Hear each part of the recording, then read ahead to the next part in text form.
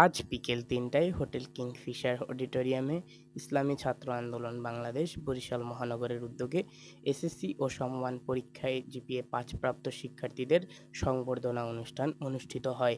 ইসলামী ছাত্র আন্দোলন বাংলাদেশ বরিশাল মহানগরের সভাপতি গাজী মোহাম্মদ রেদওয়ানের সভাপতিত্বে এবং সাধারণ সম্পাদক মোহাম্মদ নাজমুল ইসলাম সুজনের সঞ্চালনায় প্রধান অতিথির বক্তব্যে ইসলামী আন্দোলন বাংলাদেশের কেন্দ্রীয় প্রচার ও দাওয়া সম্পাদক শেখ ফজলুল করিম মারুফ বলেন, আদর্শ শিক্ষার্থী ভবিষ্যতের আদর্শ জাতি গঠনে ভূমিকা রাখে।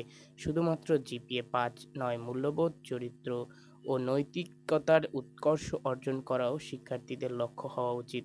আজকের মেধাবী শিক্ষার্থীদেরকে শুধু একাডেমিক সফলতায় সীমাবদ্ধ থাকলে চলবে না, বরং তারা যেন সমাজ ও রাষ্ট্র গঠনে নেতৃত্ব দিতে পারে, সেই প্রস্তুতি নিতে হবে।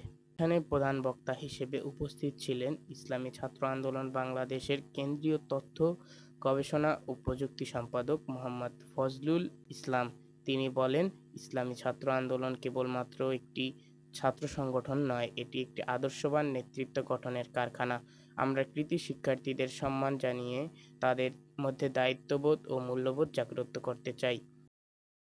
বিশেষ অতিথি হিসেবে উপস্থিত ছিল ইসলামী আন্দোলন বাংলাদেশ বরিশাল মহানগর সভাপতি প্রফেসর মোহাম্মদ লোকমান হাকিম, সেক্রেটারি মাওলানা আবুল খায়ের আশরাফি।